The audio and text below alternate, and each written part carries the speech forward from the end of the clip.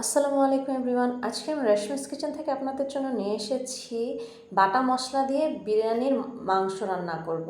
আজকে আমি শিলপাটায় বেটে নিচ্ছি। আমার সকল মশলাগুলো দেখুন, সকল মশলাগুলো আমি সুন্দর করে বেটে নিচ্ছি। দেখুন আমার বাটা হয়ে গিয়েছে।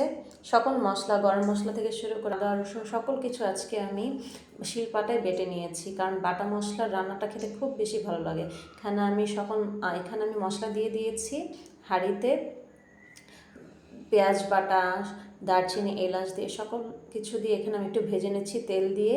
তারপরে সকল মশলা দিয়ে এটা আমি ভালো করে কষিয়ে নিয়ে দেখুন সুন্দর করে ভালো করে দেখুন ফুটছে। একটু পরে আমি এখানে গরুর মাংসটা অ্যাড করে দিব। বাটা মশলার রান্না আপনারা খেলে বুঝতে পারবেন যে কি পরিমাণ টেস্ট লাগে। আমরা দেখা যায় সব সময় এটা করি না, দেখা যায় নর্মালি সিম্পলে যেভাবে সবাই করে থাকে সেভাবেই করি।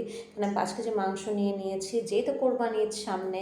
কোরবানি ঈদের জন্য স্পেশাল অনেক কিছু রান্না করা যায়। সব সময় আমাদের বাসায় গরুর মাংসটা অ্যাভেলেবেল থাকে, যেহেতু কোরবানি দেওয়া হয় বেশিরভাগ সময় আমাদের দেখা যায় গরুটাই আমাদের কোরবানি করা হয়। আর গরুর মাংসটাই অ্যাভেলেবেল থাকে, খাসির মাংসও থাকে, তো গরুর মাংসটা বেশি অ্যাভেলেবেল থাকে। দেখুন আমি সুন্দর করে নেড়েচেড়ে নিয়ে এখন আমি এটা ঠিক 1 ঘন্টা রান্না করব। 1 ঘন্টা রান্না করার পরে দেখুন আমার এখানে পানি উঠে গিয়েছে।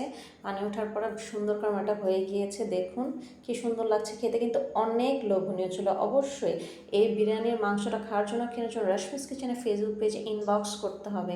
দেখুন কি ভালো লাগছে। সবাই আমাদের সাথে থাকবেন।